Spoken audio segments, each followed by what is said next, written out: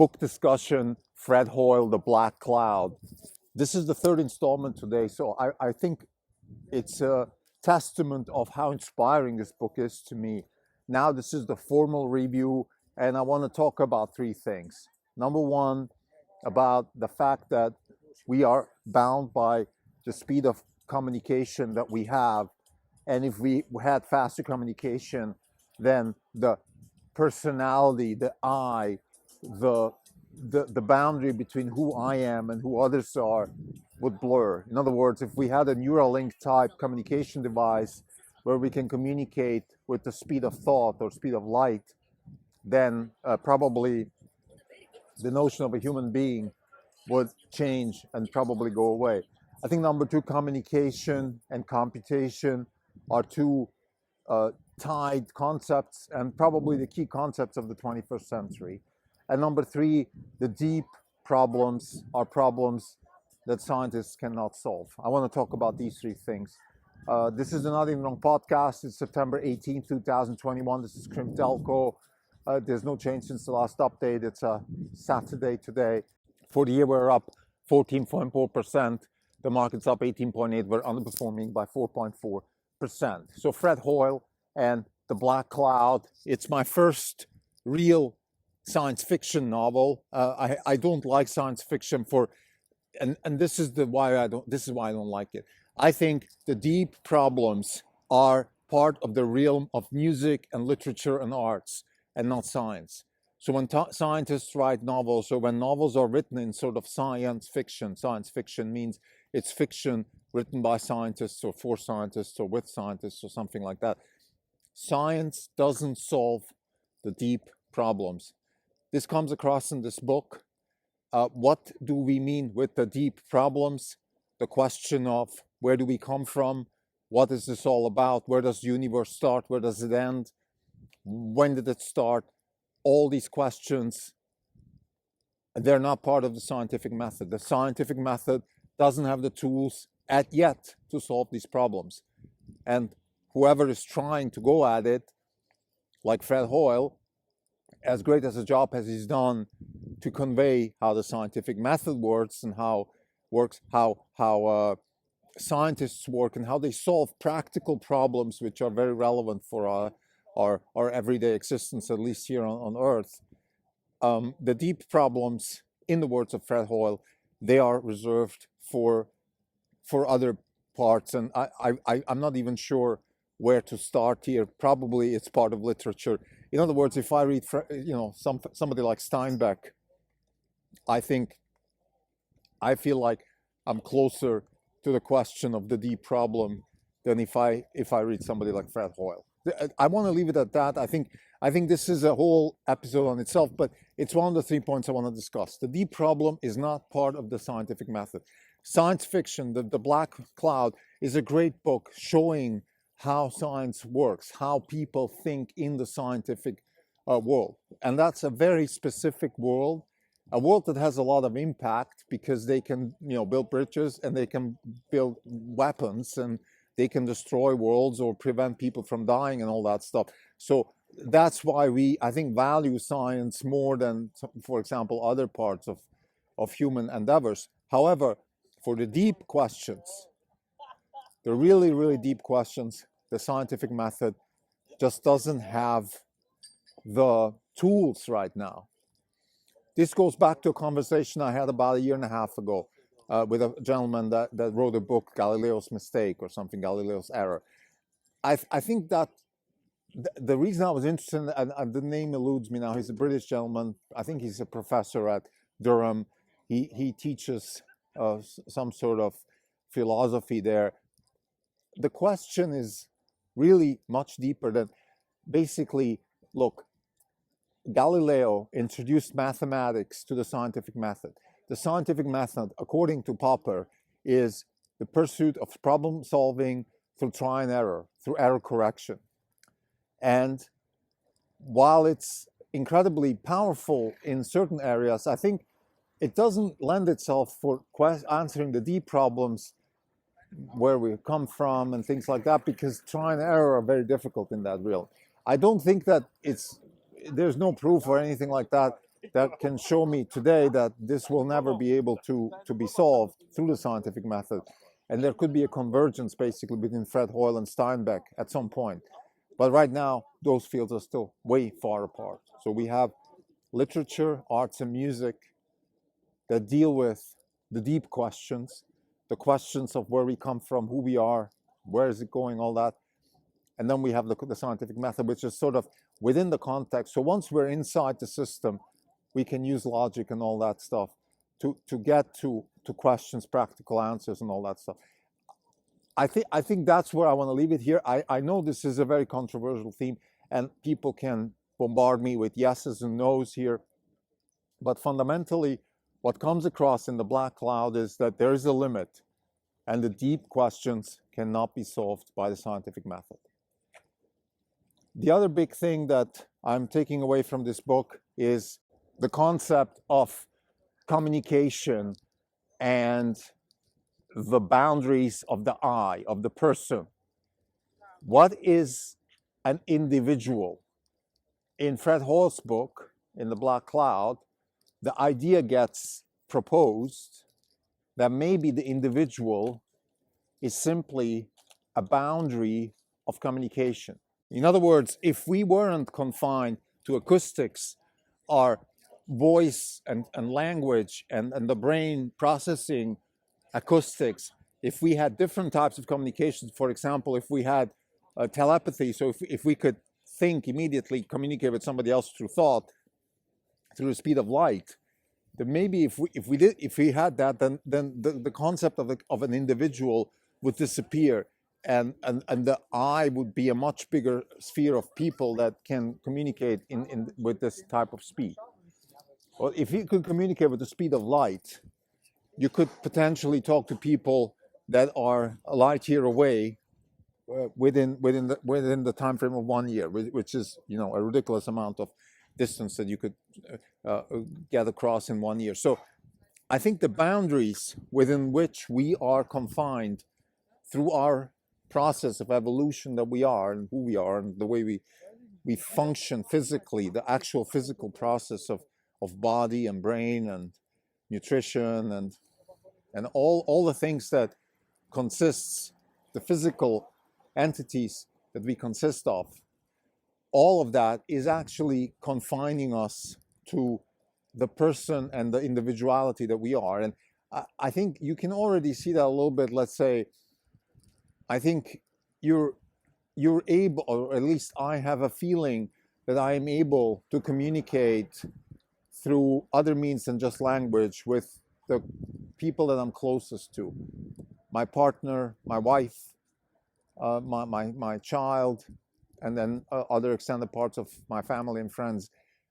There is a way to communicate. I feel particularly, let's say, with my son, that almost, of course there's an I and there's a him, but there is a little bit of a blurred line there. And I could see that. Imagine if you could communicate even faster, if you could communicate through other means than just language, which I think we can, we meaning humans, particularly me and my spouse. I think we definitely have a way to communicate.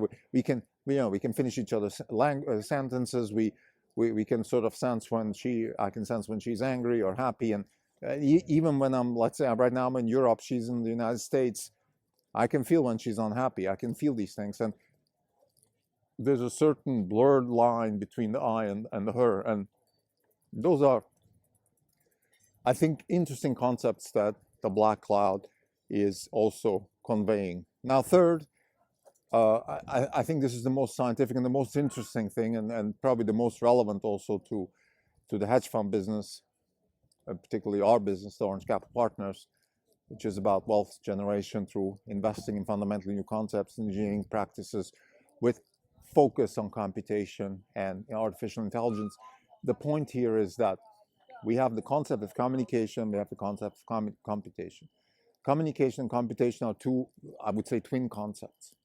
They're both, communication is conveying counterfactuals, and computation is exploring counterfactuals. So in both cases, we're dealing with counterfactuals, which is first and foremost incredibly important. So in both cases, we're dealing with counterfactuals. Communication is the conveying of counterfactuals.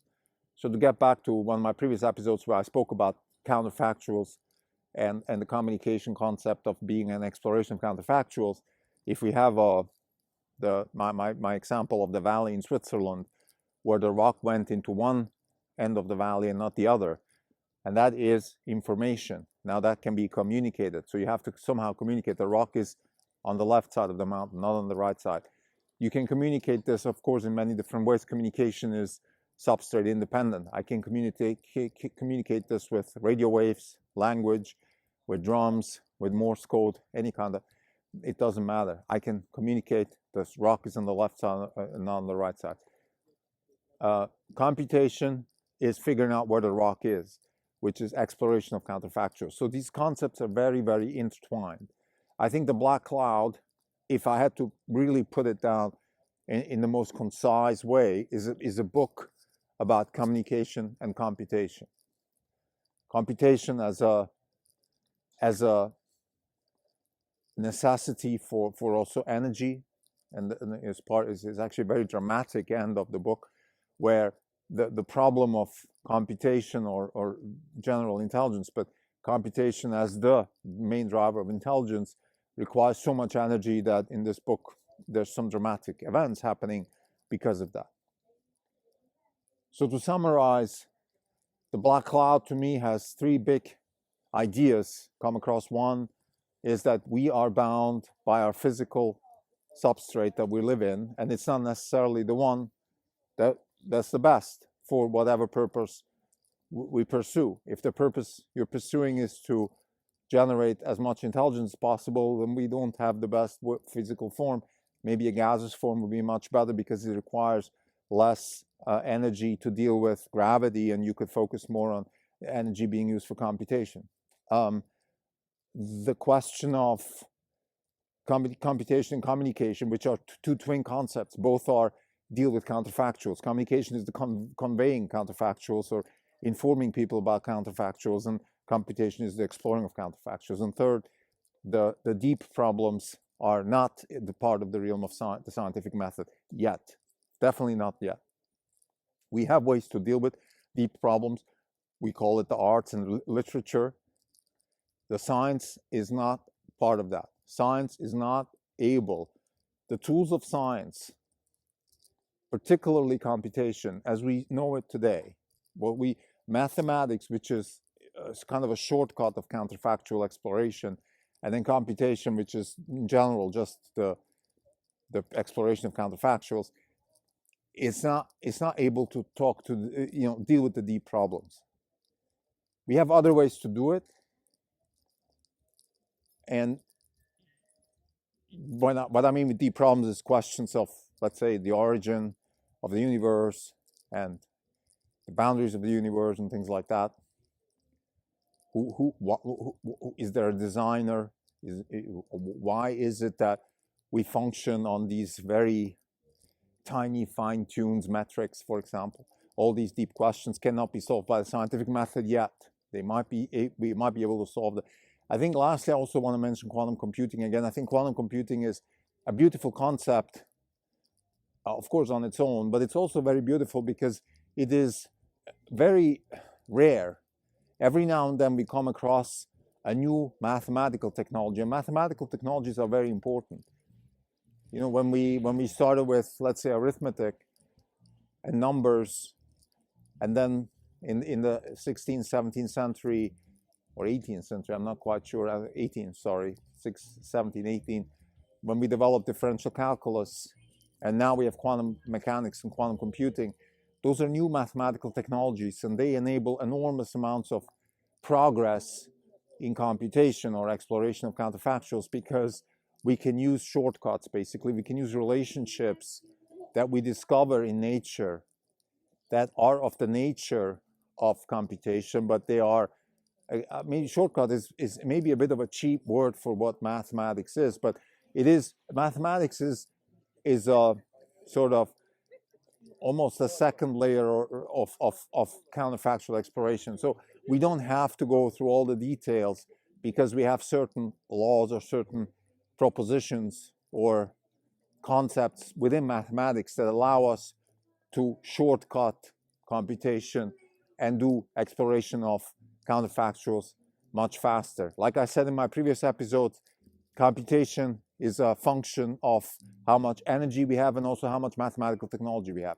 And quantum computing, I would say, is definitely, we're on the verge of the next big step here, because we will be able to hopefully harness certain factual laws of physics that we discovered.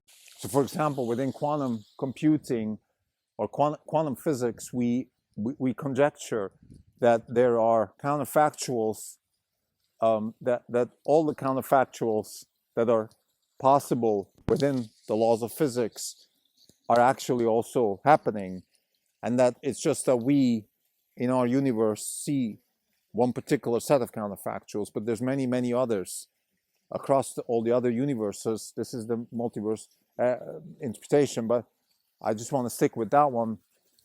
Fundamentally, what we say is just we see one, but there's many other counterfactuals. If we were able to create a physical substrate, i.e. a quantum computer, that can capture all the other counterfactuals, and then we could use algorithms that, through mathematical technology, capture the power of all these other counterfactuals which exist in parallel, then maybe we can do faster computation. This is the idea of quantum computing, and with no doubt, I am 100% sure that we will get to much, much faster ways of solving particular problems that are incredibly suited for quantum computing. For example, simulating how nature works, because nature is using quantum computing within its own computational realm. So that I just wanted to mention that, because I feel within the context of computation and this book, The Black Cloud, I think quantum computing, which is not even mentioned in Hoyle's book, is definitely a big step forward. And again, if we have progress in mathematical technology and progress within the energy space, then we can have much faster computation, which in the end is what really defines progress, because computation is the exploration of counterfactuals, and counterfactuals, the faster we can do it, the faster we can error correct and also make new errors and error correct faster, and therefore get faster towards progress, and also within the context of business, of course, with solving big problems and generating wealth. Thank you.